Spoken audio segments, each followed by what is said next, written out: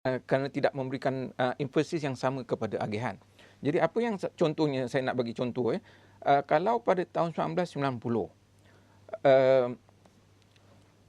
setiap RM1 Bumi Putra mempunyai pendapatan RM1.74. Dan ini telah turun berbanding dengan tahun 70, seorang Bumi Putra ada RM1, tapi bukan Bumi Putra ada RM2.29. Turun. Ya. Tetapi selepas 90, kerana dasar tadi, antara lain, bukan dasar saja, antara lain juga agaknya pelaksanaan, maka jurang itu telah meningkat semula.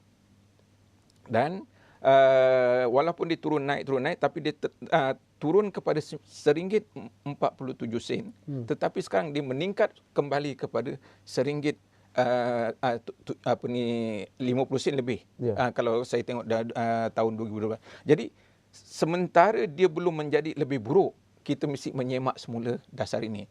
Antara lain dasar yang perlu kita semak ialah dari segi menekankan agihan, kita memastikan macam mana yang Amat Berhormat cakap dalam ucapan beliau pada 11 November dalam semasa International Forum yang dianjurkan oleh ISIS.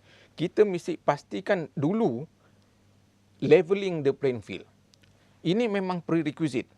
Sebab kalau kita letakkan sama-sama orang yang handicap dengan orang yang tidak handicap berlari, tentu tidak adil. Tidak adil. Macam orang main golf ada handicap dibagi.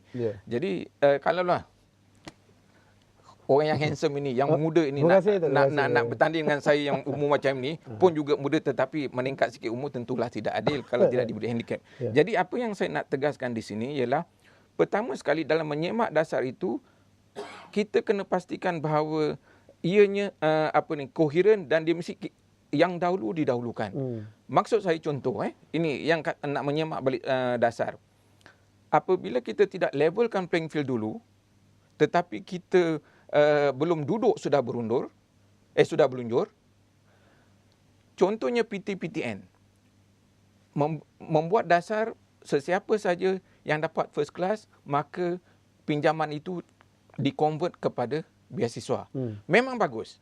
Dasar itu dilihat dari satu sudut menggalakkan meritokrasi, menggalakkan persaingan, hard working dan sebagainya. Tetapi oleh kerana padang itu tidak sama rata, maka yang dapat faedahnya ialah, pertama, dari segi kaum orang Cina dapat 67% daripada 229 juta conversion daripada pinjaman kepada beasiswa pergi kepada bukan Bumi Putra, dan hanya itu dapat dinikmati oleh Bumi Putra yang biasanya sosioekonomi dia ke belakang. Kalau kita tidak mau lihat pun daripada sudut perkauman, kalau kita lihat pula daripada sudut sosioekonomi, mereka yang mempunyai pendapatan lebih 2,000 sebulan memperoleh 73% daripada 229 juta itu, yang bawah, yang miskin bawah 2,000 hanya dapat baki itu saja. Ini bermakna kita melaksanakan dasar belum duduk sudah berlunjur. Maka kita menyusukan kera di hutan. Itu antara lain. Dan banyak lagi dasar yang perlu kita semak. Kalau dahulu masa tahun 70, kita setuju dengan kota 30-70. 30 Bumi Putra, 70 bukan bumi. Kerana kita tahu pada masa itu kita punya pemilikan pun hanyalah 2.4%. Tapi apabila kita peringkat ini, kita tidak boleh kekalkan kota itu. Kita kena rombak supaya kita tidak buat perancangan untuk membunuh diri sendiri. Sebab kalau kita kekalkan 30 bumi, 70 bukan bumi, bermakna memang kita merancang untuk gagal. Itu sebab antara lain jurang sekarang melebar. Sebagai contoh kerana itu, kita warehouse kita dari segi aset telah menurun daripada 14% pada tahun 2009 kepada 8% pada 2012. Ini semua antara lain adalah kerana dasar selain daripada orang kata sustainability, retaining power dan sebagainya. Jadi dasar-dasar ini, sebagai contoh lagi, kalau saya ambil lagi tentang subsidi pula, kerana kita subsidi kita tidak pergi kepada targeted group, tapi kita curahkan kepada semua. Kalau dari segi war, kita kata carpet bombing, bukan spesifik bombing. Saya ambil contoh subsidi untuk nelayan. Yang dapat faedah daripada subsidi diesel untuk nelayan, 20% nelayan kaya, expropriate ataupun menikmati 80% nilai subsidi diesel. Manakala 80% nelayan miskin expropriate atau hanya dapat menikmati 20% subsidi diesel. Itu sebablah saya sokong sekarang kerajaan mesti menyemak semula contohnya dalam hal ini dasar subsidi. Jadi banyak dasar yang ada sekarang perlu disemak semula, direorientasikan supaya boleh membantu dalam hal ini yang terkebelakang adalah Bumiputera. Kalau tidak, macam Yang Amat Perdana Menteri kata, kita ada lebih kurang 68% penduduk, tapi kalau kita diberi kota 30%, sampai bila pun tidak akan tercapai. Tidak akan tercapai.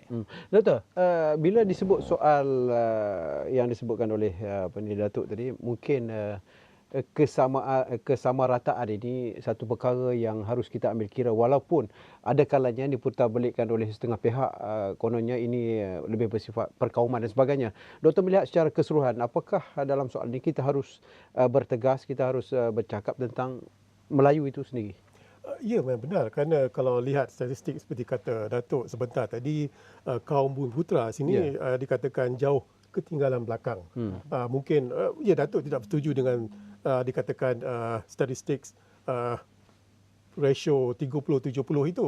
Tapi itu telah diungkapkan, didasarkan pada tahun 70-an, awal 70-an lagi. Mungkin pada ketika ini tidak sudah sesuai. Berubah.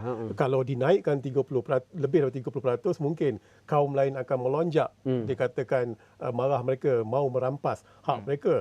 Sebenarnya kita mahu keadilan. Kerana 60%-nya adalah Bumiputera dan 40%-nya penduduknya bukan Bumiputera. Sepatutnya ikut acuan sedemikian rupa. Memang benar itu. Sama juga dengan PPTN. Dasar yang telah dilakukan itu adalah, memang statistiknya adalah di mana pelajar kaum Bumiputera yang mendapat kelas pertama itu memang mereka yang ramai.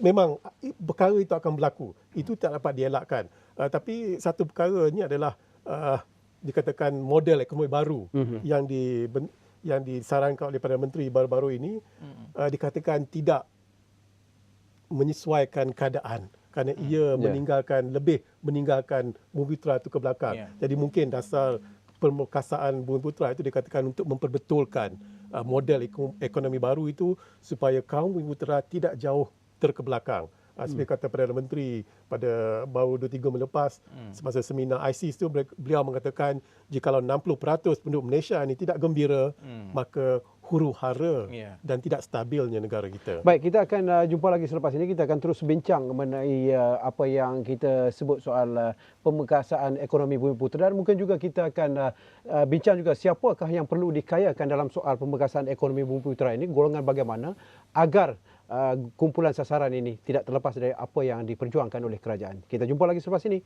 Jangan ke mana-mana.